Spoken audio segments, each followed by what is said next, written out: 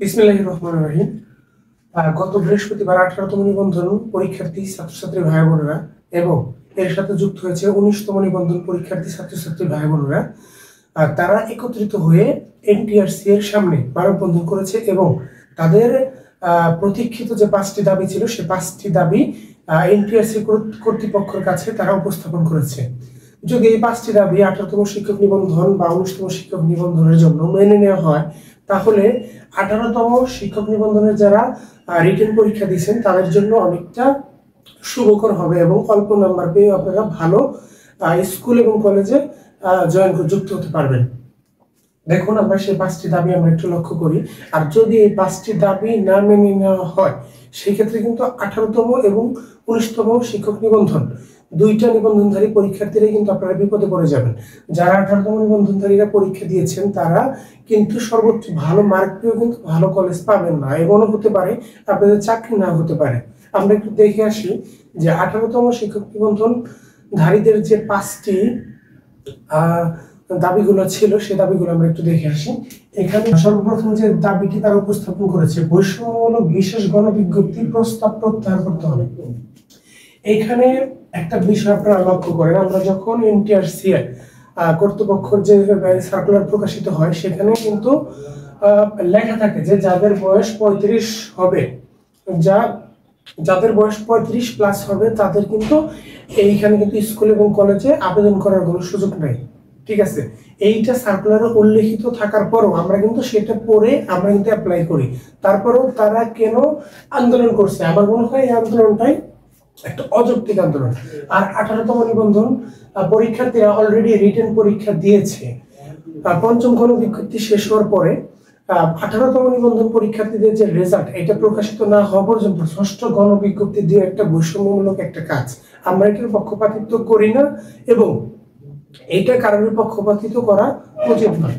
আমরা দ্বিতীয় যে ধাপটা আছে সেটা আমরা একটু লক্ষ্য করি। সেপ্টেম্বরের মধ্যে 18তম নিবন্ধনের লিখিত পরীক্ষার ফলাফল প্রকাশ এবং অক্টোবরে চূড়ান্ত ফলাফল প্রকাশ করতে হবে।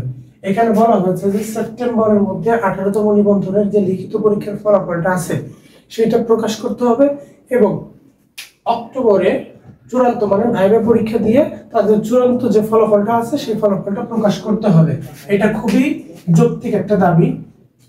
এবং 3 নম্বরে যে কথাটা বলা হয়েছে যে শিক্ষক সংকট নিরসনে দ্রুত 18তম চূড়ান্ত ফলাফলের পর ষষ্ঠ গণবিজ্ঞপ্তি দিতে হবে।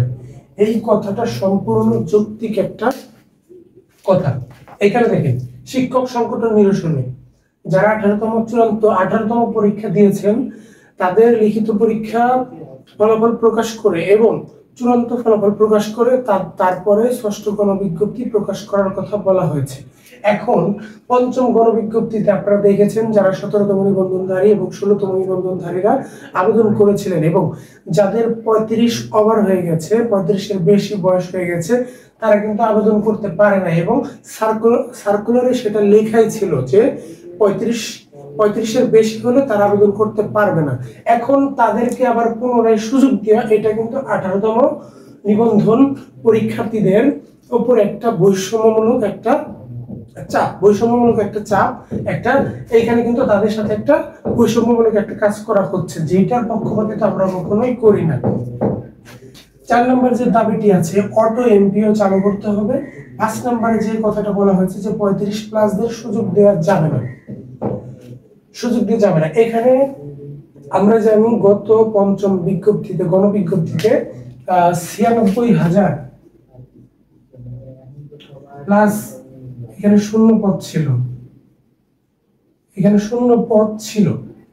সেখান থেকে 17তম নিবন্ধনে আমরা জানি 24,000 এর মতো তারা জয়েন করেছে। এখন এইখান থেকে যদি আমরা এটা বাদ দিয়ে দিই, 24,000 যদি বাদ দিয়ে দিই, এখানে আমাদের থাকে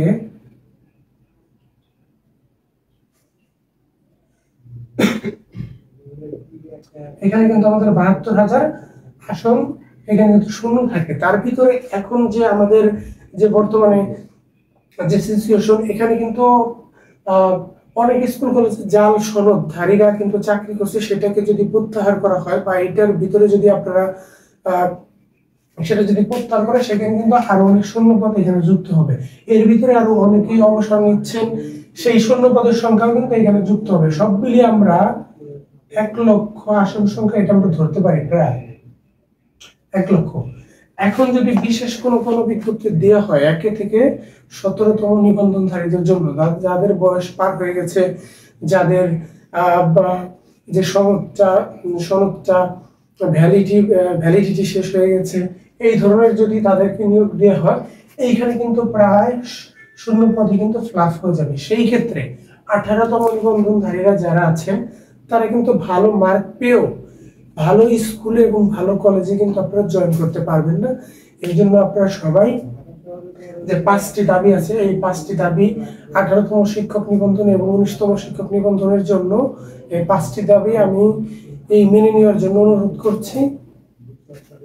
এবং 18তম শিক্ষক নিবন্ধন ফলাফল প্রকাশিত হবার পরেই 6ষ্ঠ গণবিজ্ঞপ্তি দেওয়ার যে প্রসেসটা, সেটার পক্ষপাতিত্ব আমি করি, আমি এইটাই চাই।